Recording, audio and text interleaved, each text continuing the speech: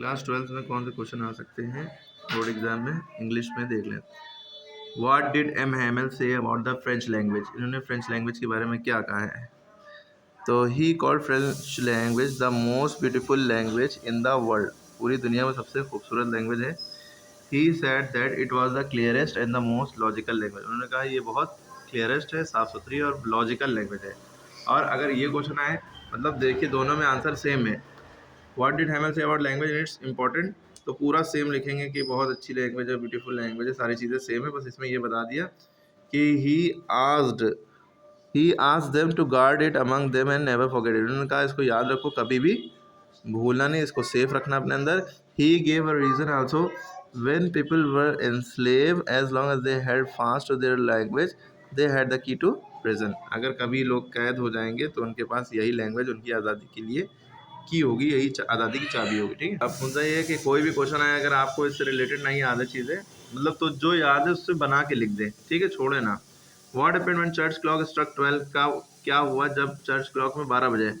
The moment the church clock struck 12 the Prussian army came to take over and M. Hamel stood up and wanted to tell something, but his voice was choked. He gathered his strength and wrote on the blackboard as large as he could, "Vive la France," and dismissed the school. वहाँ से वो चले गए bye bye करके ना। ये भी question आ सकता है, पढ़ लिएगा। What explanations does the author of Lost Spring offer for the children for not wearing footwear? चप्पल ना पहनने के लिए क्या एक्सप्लेनेशन दिया? तो या why did children in Seemapuri stay bear foot? Bear foot माने नंगे पैर क्यों रहते थे, है ना। स्टे बेयर फुट माने नंगे पैर क्यों रहते थे, तो ये क्वेश्चन बोले थे। The lack of money is valid explanation, पैसों की कमी, है ना, पैसों का ना होना। तो children like Saheb can't afford shoes. Saheb की तरह जो बच्चे थे वो शूज़ अफोर्ड नहीं कर सकते थे। One Saheb gets a pair of shoes he wears. One explanation is that it has become a tradition for them to stay barefoot but the writer doubts it. एक एक्सप्लेनेशन ये भी है कि इनके बीच में एक चलन चल गया था कि नंगे पैर रहना, है ना। एक तो एक्सप्लेनेशन गरीबी है, ये उनके पास था नहीं। दूसरा एक्सप्लेनेशन उनके में चलन ट्रेडिशन था नंगे पैर रहना। ठीक, आप लिख सकते हैं। फिरोजाबाद वाले का आंसर पिछले साल आया था, इसमें आप यही लिख सकते हैं, famous for glass blowing industry, every other family here engage in making bangles. बस चूड़ियाँ बनाने में लोग व्यस्त रहते थे। ठीक है, फेमस फॉर इट्स बैंगल, चूड़ियों के लिए फिरोजाबाद बहुत पॉपुलर है। ठीक है। कचरे में बच्चे को क्या मिला था?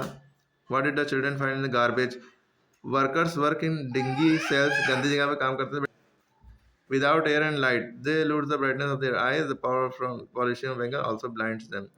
मतलब ऐसी जगह काम करते थे जहाँ पे उनकी आंखों की रोशनी कम हो गई, है ना। और जो पाउडर था बैंगल्स पॉलिशिंग का, उससे भी उनकी आंखें अंधी हो गई। ठीक है। सीमापुरी कहाँ है? Where is Seemapuri situated? तो Seemapuri is situated in the east of New Delhi. It is an old neighbourhood inhabited by mostly immigrant from across border in Bangladesh. This place is home to several rag picker. Rag picker माने कूड़ा बिनने वालों की घर है ये। They earn their daily bread of rag picking. ठीक है, इसी से वो अपना डेली का खर्चा चलाते, खाना पीना उसी से चलता है उनका। द फिल्दी बाइलेंस में have remained unattended for long, poverty is widely prevalent in this area. ठीक है, गंदी गंदी गलियां हैं और जो है बहुत सारी, मतलब यहाँ गरीबी हमेशा रही है। इसके बारे में मुकेश के बारे में देखिए, जैसे क्वेश्चन है, मुकेश कहाँ का था, कौन था? Why does Mukesh want to become, मतलब वो क्या बनना चाहता था लाइफ में और कौन था वो, इसकी एम्बिशन क्या थी, इच्छा क्या थी, गोल क्या था, ये क्वेश्चन है। तो Mukesh belong to family of bangle maker, चूड़ी बनाने वालों की फैमिली से बिलोंग करता था, है ना। कहाँ रहता था? फिरोजाबाद में। Where each family is engage in bangles making, हर फैमिली बैंगल बनाने में, चूड़ी बनाने में एंगेज है। दे लिव इन हाफ बिल्डा, आधी बनी हुई हट्स में, और स्टिंकी लेन, गंदी गंदी लेन, बदबूदार लेन पे रहते थे, गलियों में। लेन माने गली होता है। और आज के मुकेश से पूछने पर क्या कहता है? I will be motor mechanic, मैं एक मोटर मैकेनिक बनना चाहता हूँ। I will learn to drive car, मैं कार चलाना सीखना चाहता हूँ। Thus he wants to be his own master, अपने आप में वो ओन मास्टर बनना चाहता था। ठीक है। सीमापुरी एक स्लम एरिया है। ये सारी बातें वही चीज़ें, एक आंसर लिख दिएगा, जो एक याद करिए वही सब में लिख दिए। अगर ये आता है सीमापुरी के बारे में कि डिस्क्राइब करिए रैक पिकर्स के बारे में, तो वही एक याद करिए, लॉन्ग याद करिए, वही सब में फिट कर दिए। ठीक है। How deep was the pool, pool कितना गहरा था, what was there inside the water, water के अंदर क्या था। तो Douglas went down to bottom of 9 feet deep water for the first time, 9 feet गहरा था, उसके अंदर गया था 9 फीट सेम। अब उसके लिए 9 फीट जो कैसा था कि 90 फीट से भी ज़्यादा, 9 feet same to him like more than 90 feet. He grew panicky, वो डरता गया, डर लगने लगा उसको। Before he could touch the bottom, bottom छू पाता है, नहीं सतह जमीन की छू पाता, his lungs were about to burst, उसके लंग्स में पानी भरने लगा, फटने लगे, ऐसा फील होने लगा, इसको पैरालाइज्ड महसूस होने लगा। He was buried in the water, so लगा वो पानी में दफन हो रहा है। His breath was gone and terror overpowered his heart, उसकी सांस उखड़ने लगी और उसको डर बहुत ज़्यादा, उसके दिल में डर बैठ गया। ठीक है, ये आएगा और बना के लिख दिएगा। What did Douglas do inside the water to save his life, ये भी आ सकता है, अपनी लाइफ बचाने के लिए उसने क्या किया जब इतने डर में पहुंच गया। When Douglas was picked and tossed into the deep end, he was frightened, FRIGHTED, डर गया था but not so frightened, इतना ज़्यादा भी नहीं कि that he lost his wits entirely, पूरे होश खो दे। While going down to the bottom, he made a plan, नीचे जाने पर उसने प्लान बनाया to save himself from being drowned, उसने अपने आप को बचाने के लिए प्लान बनाया, डूबने से बचने के लिए प्लान बनाया। He decided to make a big jump as his feet hit the bottom, उसने तय किया कि जैसे ही वो सतह पे छुएगा एकदम यूं जंप मारेगा। ठीक है, he hopped to move up to the surface, उससे ऊपर आ जाएगा जैसे एक लाइक कॉर्क लकड़ी का टुकड़ा समुद्र में जाके ऊपर जाता था डूब के। Then he would lie flat on it, फिर उसके ऊपर फ्लैटली लेट जाएगा। He paddle to the edge of the pool, पैर मारते हुए एज पे गया किनारे, और the plan was only partly successful, आधा प्लान सक्सेसफुल हुआ। He rose to the surface twice, 2 बार सरफेस हुआ, but each time he swallowed water and went down, हर बार उसके मुंह में पानी भर जाता और नीचे चला जाता। ठीक है, बाकी ये क्वेश्चन इंस्ट्रक्टर्स ये सारी चीज़ें पढ़ लिएगा। ठीक है, ये क्वेश्चन में आ सकता है जिसका the incident of YMCA pool, the incident which nearly killed Douglas occurred when he was 10 और 11 ईयर ओल्ड, जब वो 10 या 11 साल का था, इस टाइम पे एक इंसिडेंट हुआ। To get rid of his fear, उसको डर लगने लगा था जब से, है ना, पापा के साथ अपने जाता था, तो उसको डर लगने लगा। He decided to learn swimming at the YMCA pool, उसने तय किया था कि वो YMCA पूल में तैरना सीखेगा। One morning when he was alone at the pool waiting for others, a big bully of boy tossed him into the deep end of the pool. Though he had planned a strategy to save himself, his plan failed. वही चीज़ answer जो ऊपर लिख पढ़ा आपने, वही चीज़। He went down to the bottom, वो नीचे जाता गया, became panicky, डरता गया। Thrice, तीसरी बार उसने स्ट्रगल किया तो सरफेस पाने के, but failed each time, her bar fail हो गया। He was almost drowned in the pool, लगभग वो डूब चुका था पूल में। वही चीज़, एक आंसर याद करिए, वही सब में लिख दिए। ठीक है, वो सीखने गया था, वहाँ धक्का दे दिया बच्चों ने, और जो है वो डूबता गया, बार बार ट्राई कर रहा था कैसे ऊपर आए, लेकिन लगभग कामयाब नहीं हो पा रहा था। How did Douglas overcome his fair of water, Douglas ने अपना पानी का डर यानी हाइड्रोफोबिया कैसे कम किया, ख़त्म किया। तो देखिए, या ऐसे भी पूछ सकते हैं कैसे succeed over coming his fair, what Douglas ने डर खत्म करने किया।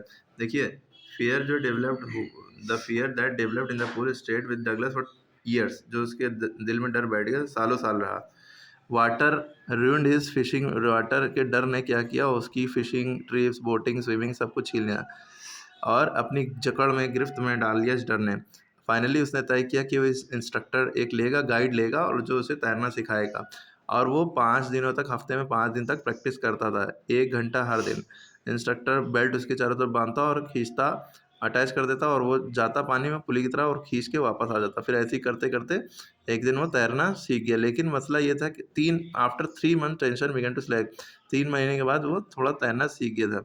अब ये क्या था, उसको डर ये था कि अकेला अगर वो अंदर रहेगा तो वो डरता था बहुत। अभी भी डगलस बहुत श्योर नहीं था, कुछ साइंस उसके पुराने डर की वजह से आ जाते थे।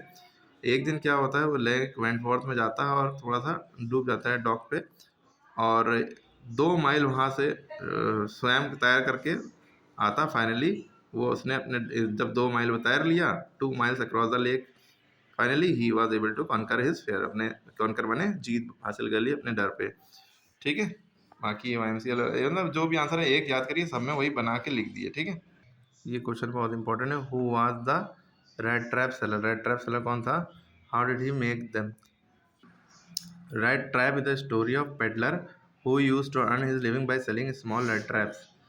रेड ट्रैप उन्हें चूहे पकड़ने वाला जो वो होता है, उसे कहते हैं चूहे पकड़ने वाला जाल कह लो, या चूहे दानी कह लो, जो कि तार की बनी होती थी, वो बेचा करता था क्योंकि इसका बिजनेस बहुत प्रॉफिटेबल नहीं था। फिर उसने he resorted to begging and petty thieves, begging शुरू कर दी, भीख मांगना हुआ, पेटी थीवरी, छोटी मोटी चोरी। Nobody treated him with kindness and respect, कोई इनसे प्यार से बोलता ही नहीं था। ठीक है, तो क्योंकि चोरी वो करता, what happened to red trap seller in the woods, जंगल में, वुड्स माने जंगल में, फॉरेस्ट में क्या हुआ? अगर वुड्स का सिनोनिम पूछे तो फॉरेस्ट भी लिख सकते हैं और जंगल भी लिख सकते हैं, JUNGLE। After stealing the crofter's money the peddler avoided the road and walked through the forest. Crofter's की मनी चुराने के बाद पेडलर ने रोड को अवॉइड किया और जंगल से जाना सही तय किया। सून द नाइट फेल, जल्द ही रात हो गई, और ही कुड नॉट, वो रास्ता भटक गया, he could not find his way out, इसका मतलब ही लॉस्ट द वे, यानी रास्ता वो भटक गया। He walked without coming to the end of the wood, वो चलता जा रहा था लेकिन कोई एंड नहीं मिल रहा था। He finally realise that he was walking round and round the same spot, उसको ये रियलाइज हुआ कि बार बार घूम घूम के एक ही जगह पे आ रहा है। This made him frustrated and tired, इससे वो बहुत फ्रस्ट्रेट हो गया और परेशान हो गया और थक गया। Now he realize that he had fallen into a rat trap, अब उसको रियलाइज हुआ कि वो एक रेड ट्रैप में खुद फंस गया है। अब why did the peddler consider world as a rat trap, peddler ने वर्ल्ड को एक रेड ट्रैप, दुनिया को एक चूहेदानी क्यों समझा? Peddler consider world as a rat trap, its sole purpose being to set baits for people, joys and riches of this world are nothing but tempting baits, and anyone who is tempted by them was captured by rat trap, which completely closed it on him। ठीक है, वही मतलब कहने, मतलब इन दुनिया में खुशी और गम कुछ भी नहीं, बस life is a mixture of Joy and sorrow, एक दिन सबको मरना है, मौत कब्र ही इंसान का पेट भरेगी, कब्र की मिट्टी, मतलब इस तरह से आप बना के भी लिख सकते हैं। बस यही रट लिए, यही याद कर लिए थोड़ा सा। एडला के ऊपर भी क्वेश्चन आ सकता है। एडला वाज द एल्डेस्ट डॉटर, सबसे बड़ी बेटी थी। राम्स जो आयरन वर्क्स, बहुत काइंड और जनरस थी। ठीक है, बाकी ये थोड़ा सा देख लिए, पढ़ लीजिए, लिख लिएगा। बाकी ये रेड ट्रैप के बारे में कैरेक्टर्स के जो पेडलर बहुत इंपॉर्टेंट है ये। The writers draw the character of peddler with sympathy, sympathy माने दया, रहम। ये एक लंबा सा आदमी था, उसकी अपनी इमेजिनेशन थी, वो रैक्स और hunger, he wore rags and hunger gleamed in his eyes, he sold self made small rat trap पहनता था। He had some human weakness like, चोरी करने की आदत थी, भीख मांगने की आदत थी, जो कि उसी से उसकी बेसिक ज़रूरतें पूरी होती थी। ये पूरी रात वो जहाँ चाहता था वहीं गुजार देता था, उसके रहने की कोई जगह नहीं थी। वेगाबंड कम बेगर कम एपेटिथिव भी था। ठीक है, और इसके बारे में थोड़ा सा, he feel that world is like, उसको लगता है दुनिया एक जाल की तरह है, माया जाल की तरह है, यानी कि चूहेदानी की तरह है और कुछ नहीं। उसके अकॉर्डिंग अमीरी गरीबी, खाना पीना, कपड़े लत्ते, घर बार, ये सब बेट्स हैं। ठीक है, चलो ये सब माया जाल है कुल मिला के। Anyone who touches the bait the rat trap closes on him, जो भी बेट्स को टच करता है, जैसे चूहा जो है चूहेदानी में टच करता है और एकदम फंस जाता है, वैसे ही मामला है। ठीक है, then everything comes to end, सब कुछ फाइनली खत्म हो जाता है और वो he transform himself into a gentleman में बदल देता है। Why did Gandhi ji chide the lawyer, Gandhi ji ने लॉयर्स को, वकीलों को क्यों डांटा?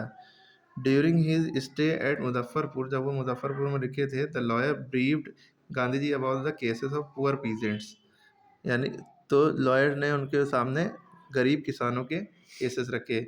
दे told about their cases and the size of fee, उन्होंने उनको अपने केसेस, उनके केसेस के बारे में बताया और कितनी फ़ीस ले रहे हैं उसके बारे में बताया। गांधी जी ने उनको डांटा कि इतना बड़ा अमाउंट लेने के लिए और बटाईदारों में बांटने के लिए। He advise big fees from the sharecropper, मतलब बटाईदारों से लेने के लिए मना किया। He advise them to stop going to the law court, उन्होंने एडवाइस दिया उनको कि आप वो लॉ कोर्ट जाना बंद कर दें। तो he pointed out the peasants were poor and fear stricken, it was urgent to make them free from fear, उन्होंने कहा बस उनको डर से निजात दिलाओ। What did Gandhi ji do for Champaran, Champaran के लिए क्या किया? Gandhi ji appointed volunteers to educate the villagers of Champaran, set up an ashram there, Gandhi ji ने वहाँ पे वॉलंटियर्स रखे ताकि वो गांव वालों को, चंपारण गांव वालों को पढ़ाएं, और आश्रम भी वहाँ पे सेटअप किया। उनकी वाइफ कस्तूरबा, गांधी जी की wife Kasturba taught personal cleanliness community sanitation to villagers, उन्होंने अपनी सेल्फ क्लीनलीनेस यानी खुद को क्लीन रखना, पर्सनल क्लीनलीनेस के बारे में बताया, सफाई सुथराई के बारे में बताया। और doctors also volunteered to serve the villager for period of 6 month, 6 महीने के लिए डॉक्टर्स को भी रखे ताकि वो विलेजर्स को ट्रीट करें 6 महीने तक के। ठीक है, what are some of the positive views on interviews, interviews के पॉजिटिव व्यूज़ क्या हैं? और most celebrity why do most celebrity writers despise being interviewed, अधिक ज़्यादातर प्रसिद्ध लेखक साक्षात्कार देना क्यों पसंद नहीं करते। ठीक, ये क्वेश्चन है। या अगर याद है, क्यों celebrities who have become the victim of interview despise it, साक्षात्कार का शिकार बने सेलिब्रिटी इसे क्यों तुच्छ समझते हैं। It is immoral, it is a crime, it somehow diminishes them, interviews unwarranted intrusion into their lives। यही याद करके लिख दिए। ये क्वेश्चन आ सकता है कि what is the profession of Jeff, how is it different from his sister. Jeff का पेशा क्या था, वो अपनी सिस्टर से अलग क्या था। Sister, what did Sophie's brother Jeff do when he was out of the school, school छोड़ने के बाद जेफ ने क्या करता था। Jeff left his school 3 years ago, 3 साल पहले उसने अपना स्कूल छोड़ दिया। He works as an apprentice mechanic की तरह काम करता था। He has to travel to his work to far end of the city, बहुत दूर तक जाना पड़ता था। बट इज़ वेरी इंट्रोवर्ट मतलब शर्मिला टाइप का था। He is not a day dreamer, like Sophie की तरह डे ड्रीमर नहीं था। But he loves his sister very much, so he listen her wild stories patiently. What was the third level? Where was it situated? Third level क्या था, ये कहाँ पे था। The third level refers to the subway of Grand Central Station that takes passenger to Galesburg, Illinois. The third level on the station was a medium to escape for Charlotte, the narrator from the harsh realities of modern life. It provided him base where he could interweave fantasy and reality. Clear है। तो उसको समझ के उसको याद कर लें कि एक रास्ता था कहाँ का, ग्रैंड सेंट्रल स्टेशन का। ठीक है, ये एक दरिया था एस्केप फ्रॉम शार्लेक से निकलने का। ठीक है, ये भी क्वेश्चन आ सकता है, who was psychiatrist, why did he say about the third level. Psychiatrist is a physician who specialize in psychiatry, the branch of medicine devoted to diagnosis, prevention, study and treatment of mental disorder, जिसमें दिमाग की बीमारियों से related जितनी भी उसका पहचानना, उसका से बचाव करना और उसकी ट्रीटमेंट करना उसका काम था। इस स्टोरी में सैम वाज द साइकियाट्रिस्ट, कौन साइकियाट्रिस्ट था, Sam. Charlie claimed that there were 3 levels at Grand Central Station, but no one was ready to believe. Charlie ने ये क्लेम किया था कि सेंट्रल स्टेशन के 3 लेवल है, लेकिन कोई यकीन नहीं करता था, किसी को दिखाई नहीं देते थे। When Charlie told his friend Sam को उसके बारे में बताया about the third level Grand Central Station, he analyzed that it was just a waking dream wish fulfillment। तो उसको ऐसा लगा कि वो मतलब चलते फिरते वो सोने वाला है, मतलब ड्रीम विश, ऐसे ही समझ लिए यहाँ पे इस बात को कि मतलब एक ऐसी हवा में बात है। It was nothing but was an attempt to escape from harsh realities of modern life से बचने का एक तरीका है, which is full of insecurity, warfare, worry and tension, जो कि आजकल की लाइफ बहुत ज़्यादा इनसिक्योर, वार भरी है और डर भरी है और टेंशन भरी है। ठीक है, उससे बचना चाहता है, इसलिए ऐसी बातें कर रहा है। ये क्वेश्चन सबसे ज़्यादा इंपॉर्टेंट है, who was Tiger King, why was he named as the Tiger King. तो Maharaj of Pratibandapuram was the Tiger King, कौन है, Maharaj of Pratibandapuram Tiger King है। और his name was his highness Jamedar General, Khiledar Major Sata Vyaghra Samhari Maharajadhiraja Visvabhuvana Samrat Sir Jilani Jung Bahadur MADACTCRCK, but his name is often shorten to Tiger King. इतना बड़ा नाम तो short में टाइगर किंग कहा गया। He got the name of Tiger King because he was born the astrologers foretold that his death would come from a tiger. इनका नाम ये पड़ा ऐसा क्योंकि एस्ट्रोलॉजर्स ने कहा था, एक भविष्यवाणी की थी, फोरटोल्ड मतलब भविष्यवाणी की थी कि ये टाइगर से मरेंगे। ठीक है, टाइगर इनको मारेगा। When the king came at the age of 20 years, he came to know about this prophecy. Prophecy मतलब यही भविष्यवाणी के बारे में उसको पता चला। There were many forests, बहुत सारे जंगल थे इनकी स्टेट में। महाराजा started tiger hunting, उसने शिकार करना, शेर का शिकार करना शुरू कर दिया। He was thrilled beyond the measure when he killed the first tiger. उनको बहुत खुशी हुई जब उन्होंने पहले टाइगर को मारा। He showed it to the state astrologer, को दिखाया कि मैंने एक टाइगर को मारा। But the state astrologer said, Your Majesty may kill 99 tigers in the same manner, but you must be very careful with the 100th tiger. तो 99 tigers को तो मार लोगे, लेकिन एक टाइगर जो होगा उससे ज़रूर